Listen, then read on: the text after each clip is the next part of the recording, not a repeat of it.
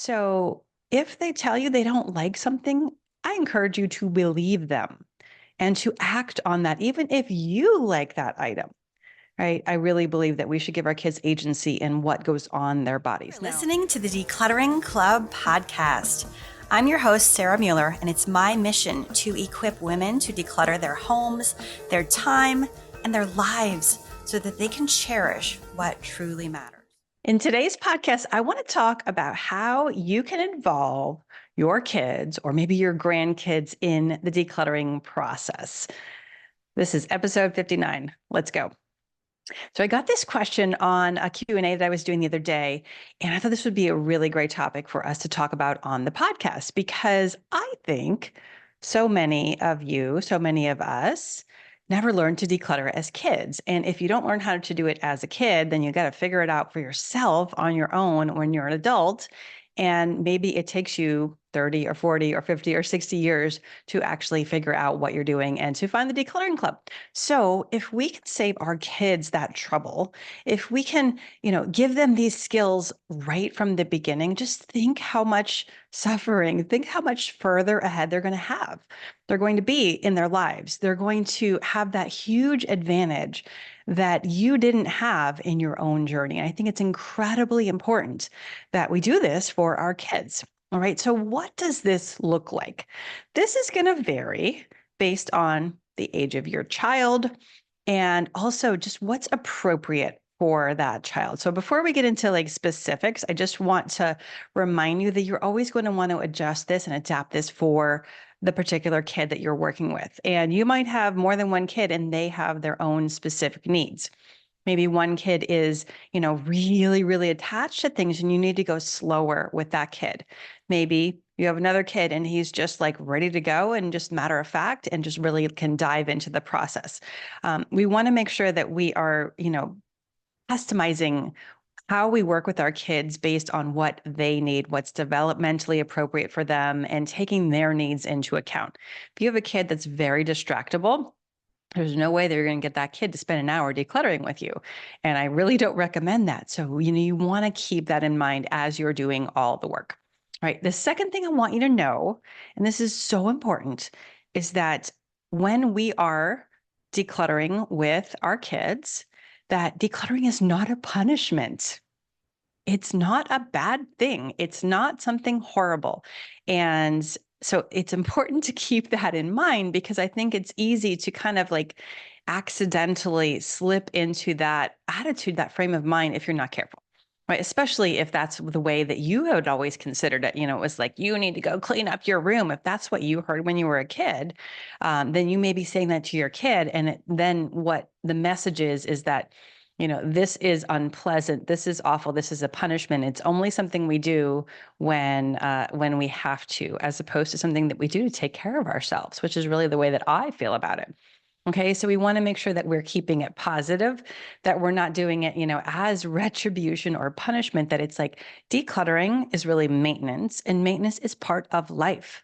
And the sooner that we can figure this out and learn it, the better, because then it's easy and it's not a struggle. And by the way, if you want to go deep on this, I have a whole course. It's called Capable Kids. It is available on our website. I include the link with the show notes, and that goes into very specific detail on how to teach your kids how to become independent and do chores and all of that. Okay.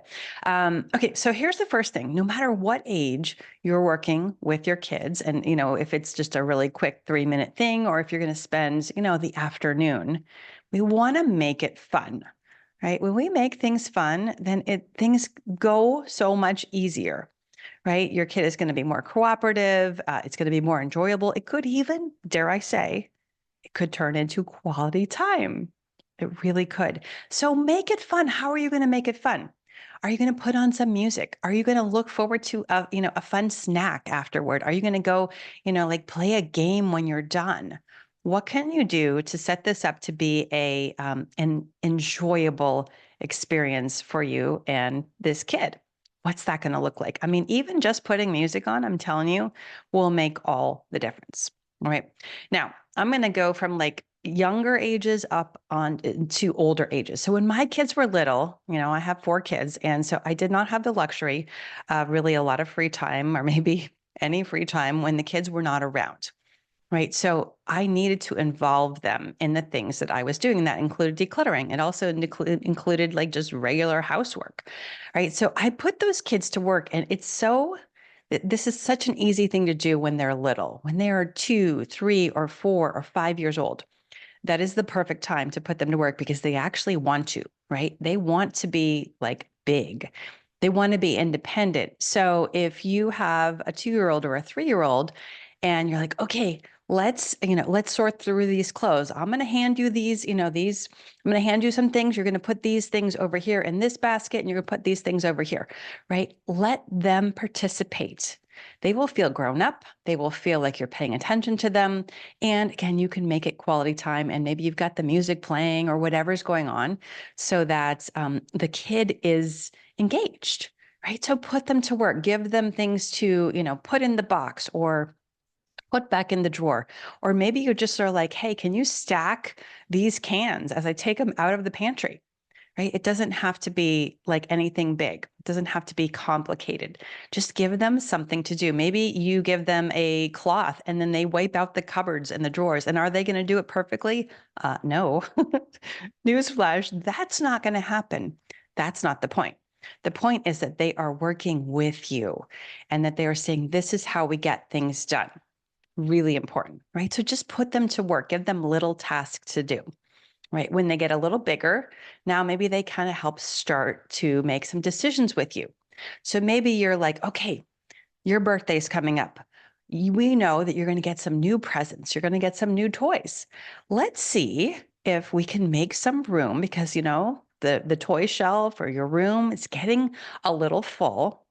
I wonder if there are things that you have outgrown that we could give to someone else, to another child who who will be able to use them because you're so big. And these are probably for littler kids. Like I like to make a big deal. I like to really build kids up. Like you're such a big kid right now. You're such a big boy or a big girl. What are some things that you would like to pass on to someone else, right? And give them a choice, right? Ask them, what do they think? Now, they may not love this idea and they might be like, there's nothing here. That's cool, right? We are giving them a choice. And so I don't necessarily want you to override them, but you can start having these discussions, okay? The other thing you can do is you can bring them along with you. So you can model the decluttering process. So maybe you're going through your own clothes and you say, gosh, these socks are so worn out. And you're saying this out loud, you're narrating what you're doing. These socks are so worn out. Like, I don't want to wear these holy socks. I'm going to throw them in the trash, right? And you do that and you narrate out loud what is going on. Or you're working in the kitchen and you say, gosh, wow, I didn't realize we had 4 spatulas. I really think I only need like maybe 1, maybe 2. I think I'm going to take these 2. I'm going to put them in our donation box. And then tomorrow when we drive by the thrift store, we're going to drop them off, right? So take them along with you on that process, because when you do that, now they're going to realize, oh, this is something that people do. People look through their things. People notice when they don't need, something that they already have. And then maybe they give it away, or maybe they throw it away if it's broken, if it can't be repaired, right? So we want to be modeling this over and over and over again so that our kids pick up on it. If they never hear you talk about letting something go, then how on earth are they ever going to know how to do that themselves? They're not, right? So we want to be demonstrating this. And it's not something that's like a once and done. This is something they're going to need to hear over and over and over again throughout their lives. And if we can do this out loud, I call this discussing this in public. It's not just in your head, but you're saying the words out loud, and whether they hear them or not, they're going to be taking this in. They're going to be understanding what is going on. And then they're going to take that as normal for themselves, right? It's really, really beautiful when this happens. Okay, now, when we're getting into older kids, let's say 7, 8, 9, 10, all the way up to teenagers, right? Now they may be less enthusiastic about your decluttering games, probably not as thrilled, and that's okay. right? But what I want to remind you is if, let's say, their room is very messy, if they have a lot of things, you cannot just send them to clean up their room. They have no idea what that means, right? A little bit like if you are overwhelmed by clutter, and someone says to you, you better clean this up, or maybe that's your internal voice saying that, you really don't know what to do. It's the same with kids, but more so, right? So we don't want to just send our kids on a mission to go clean up because that they're probably just going to stuff the stuff underneath the bed. And it's not going to be what you want them to do. So, especially if you're working with a kid that doesn't have the skills yet, you want to do it with them. Okay. You want to keep it short and sweet. Maybe it's 10 minutes, maybe it's a little bit longer, maybe it's 20 or 30 if they can handle that, right? If they have some experience, and you're going to want to do this with them. So I just recently did this with my 13-year-old, and he was like, Mom, I need some new clothes. And I was like, okay, hang on. We can do that. I hear you. But let's just see what you have first, because, I notice it's getting hard for you to put your laundry away. And so let's see if we can make some room in your dresser. And then we can also take note of what you are running low on, right? Because it's a change of seasons and everything. Okay, cool. He was like, really, a lot of eye rolling. Totally fine. Okay. So I grabbed an empty laundry basket and we just went into his room really quickly. And we went through all of his clothes. And I was like, do you wear this or not? Yes or no? No. Okay, great. Goes in the laundry basket. Do you wear this? Yes or no? Yes. Okay. Goes back in the drawer. Right. And we sorted through all of his clothes, and he's used to the drill. Okay. So it's not like he doesn't have the skill. I just really can't expect that he's going to do it on his own. He will either just tell me, oh, I use it all, I wear it all, or he might decide I don't wear any of it. And I'm like, I don't quite buy that. So I do want to supervise that still. So we just sorted through all the stuff, and we ended up with a pretty full basket full of clothes. Right now, again, one of the things you want to keep in mind is if you are involving your child and asking them to make decisions, you don't want to override their decisions, if at all possible. So they may tell you, I don't like that item. Okay. I don't wear that. And you're like, but I spent all that money on that shirt, right? This is what happens. You're like, why? Why did we buy this? Maybe it even still has the tags on it. Well, so we can either ask them to tell us the truth, which is, hey, I don't really like that item. And then we can proceed, or we can be like, really what we're telling them is, I'd really prefer if you lied to me. Just tell me you want to wear this shirt because I don't like thinking that I wasted the money, right? And we don't want them to lie to us, right? Just like we don't want to lie to ourselves. So if they tell you they don't like something, I encourage you to believe them and to act on that, even if you like that item, right? I really believe that we should give our kids agency in what goes on their bodies. Now, you might decide, you know what, this is your good, whatever, this is your good suit, or, uh, some clothing that we do need to keep for a certain reason. So we're going to hang on to it, even though it's not your favorite, right? You can certainly do that. You have, as a parent, you have that right. But I just want to caution you, don't just ignore and override every decision they make, because then they're going to stop believing you when you invite them to make decisions with them, or they're just going to lie to you. It's not productive, not good for anybody. So we want to let them make those decisions. This could be challenging for parents, especially if you're very attached to something, right? If you're attached to an item of clothing, or maybe you're attached to a particular toy or something like that. And you're like, oh, but I love the Fisher Price people, or I love, for us, it's Lincoln Logs and Legos. My kids have stopped playing with Lincoln Logs and Legos ages ago. And so why are we keeping them? Well, they're keeping them because I want to keep them, not because the kids want to keep them. And it's important to be clear about that, right? It's okay for you to keep things that are kids' things, but just make sure that you're doing it that you're doing it for yourself and not for them. Okay. We want to be clear about our reasons, right? So we just want to involve them. And we want to be really clear. We don't want to just be like, we're going to clean up your room and we're going to stay here until it's done. That sounds like, a recipe for torture. Not so fun. So pick and choose. Maybe you say, okay, we're going to go through all of your clothes, or we're going to go through one drawer at a time, one drawer every day until we're done. Or maybe you say, go up to your room and find all of the dishes, all of the cups in your room, and bring them down and put them in the dishwasher. That's very specific and very clear. Now, whether you do this with them or whether you send them to do it without you, you want to inspect when they are done. Okay, for a number of reasons. Number one, you want to make sure that they actually did it. They didn't get distracted, that they didn't miss something, right? We want to double check, right? And it's not because we don't trust our kids. It's just because this is how this process works. If they are learning to do something, they're going to need supervision. They're going to need your oversight. They might not have understood you, or maybe they were just in a hurry, right? So we want to make sure that we supervise, that we take a quick check. And when my kids were little, and even now still, I was like, okay, I want you to report back. Let me know when you have done this, right? And maybe I'll tell them, hey, I need you to do this before lunchtime, before dinner, before bed, right? So that we're both clear. This is not something that happens like whenever you feel like it, because then they can always be like, well, I was going to do that tomorrow. That doesn't work. That gets us into trouble as adults, doesn't it?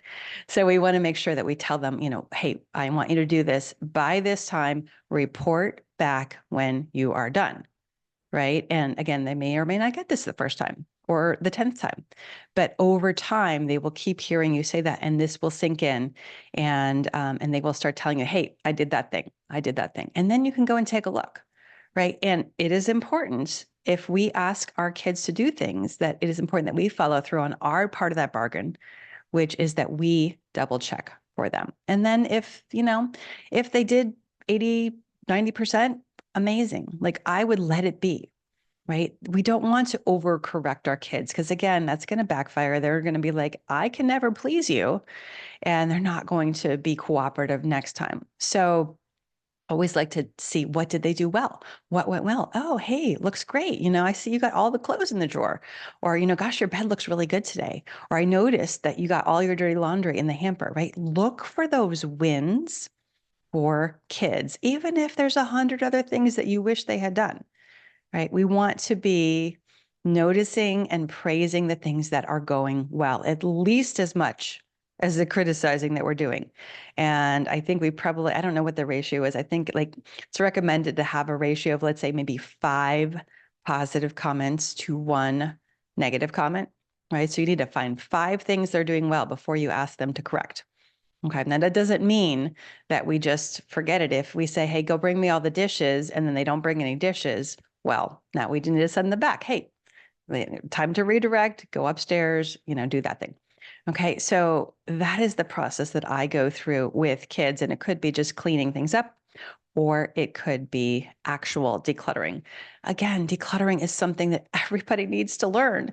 And if we don't, if your kids don't learn this skill, or let's say if you do it for them and then they never get the chance to do it, they're going to miss out on so much. And sooner or later, you and I both know it's going to catch up with them. And that is not going to feel good. I do feel like this is part of preparing our kids to be independent adults. It's just part of parenting. And so the sooner that you can do this and the sooner you can involve them, the better. It's better for you. It's better for them. All right. That's what I have for you this week. Have a wonderful week, and I'll see you later. That's all we have for you today. If you enjoyed this podcast, would you leave us a review? It would really help us get the word out. To start your decluttering journey, go to thedeclutteringclub.com. That is declutteringclub.com. We'll see you next time.